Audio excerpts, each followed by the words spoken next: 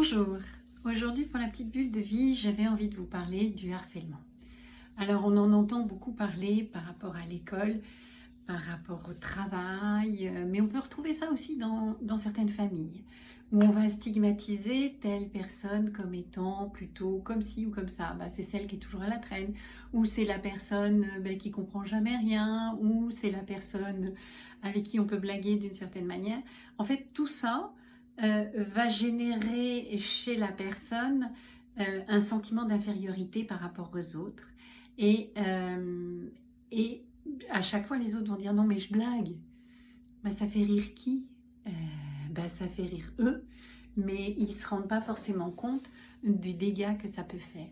Le harcèlement n'est pas forcément quelque chose compris par le harceleur.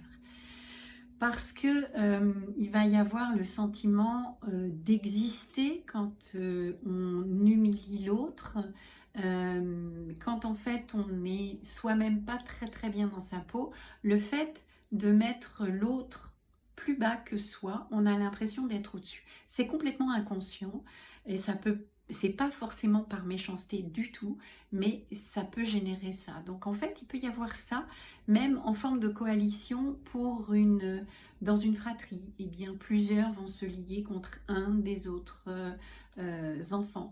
Ou dans un service, eh bien, plusieurs personnes vont se lier contre. Parce que le sentiment, quand on est ligué contre, eh bien, on a le sentiment d'être en lien les uns avec les autres. Ce qui est absolument pas le cas parce que c'est une illusion totale. La coalition n'existe que parce qu'il y a en fait un bouc émissaire. Et ce harcèlement peut exister dans plein de formes.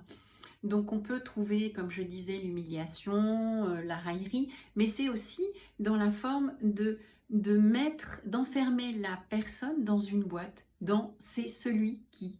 Il est comme ci, il est comme ça, il comprend jamais rien, il est toujours à la traîne, il est toujours comme ceci, ou elle est toujours comme cela.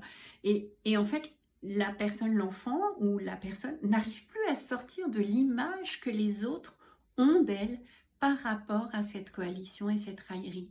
Donc, sortir de ça, ça va demander énormément d'efforts, d'avoir une autre image de soi, d'avoir une autre façon de se voir, apprendre à s'aimer, apprendre à ne plus donner du crédit à ce qu'ont pu dire les autres qui était juste en fait, la projection de leur propre peur et de pouvoir se réapproprier nos propres qualités et de savoir réellement qui on est dans toute son entièreté. Voilà, eh bien, vous pouvez toujours me retrouver sur YouTube, Instagram et Facebook. Bye bye!